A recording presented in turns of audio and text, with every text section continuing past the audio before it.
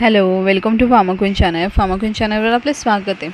आज आपण फार्माक्वीन चॅनलवर अशा विषयावर चर्चा करणार आहोत ज्या विषयाबद्दल खूप सारे लोकांच्या मनामध्ये शंका आहे की हे कधी घ्यावं, कसं घ्यावं किंवा किती काळानंतर घेतलं पाहिजे आणि कोणत्या कंडिशनमध्ये घेतलं पाहिजे, यावर आज आपण सविस्तर चर्चा करणार आहोत. तर त्या विषय असा आहे, तो आहे टिटनसचं इंजेक्शन, टीटीचं इंजेक्शन.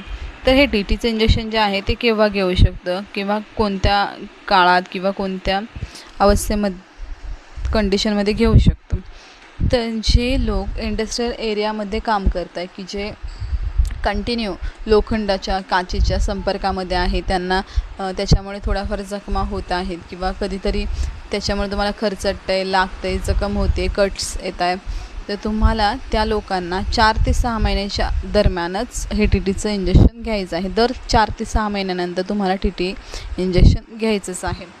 सेकंड कंडिशन अशी आहे की तुम्ही जर इंडस्ट्रियल एरिया किंवा अशा ठिकाणी काम करत नसताना पण एखाद वेळेस तुम्ही लोखंडामुळे, गंज लागलेल्या लोखंडामुळे तुम्हाला कट लागला आहे किंवा एखाद्या काचेमुळे कट लागला आहे किंवा तुम्ही कुठेतरी पडला आहे, जिथे धूळ, माती वगैरे अशा ठिकाणी पडला आहे, जिथे धुळीचा किंवा मातीचा संपर्क येत असेल, तेव्हाही तुम्हाला ती जखम स्वच्छ धुवून घ्यायची आहे आणि त्याच्यानंतरने 24 तासाच्या आतमध्ये तुम्हाला टीटी इंजेक्शन घ्यायचं आहे.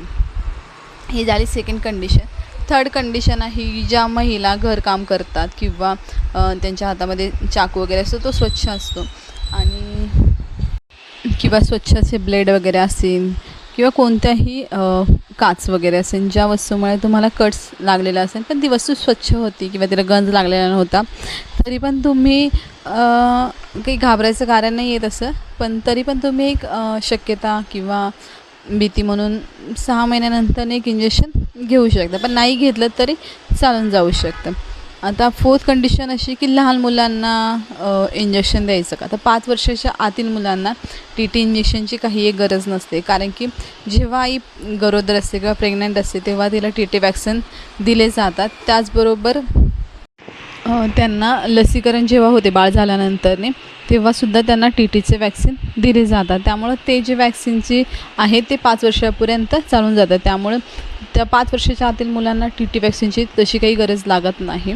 बाकी अजून काही शंका असतील तर तुम्ही कमेंट बॉक्समध्ये विचारू शकता, तुम्हाला उत्तरे नक्कीच मिळून जातील. पूर्ण व्हिडिओ बघितल्याबद्दल धन्यवाद. आपल्या चॅनलला लाईक करा, शेअर करा, सबस्क्राईब करा. थँक्यू.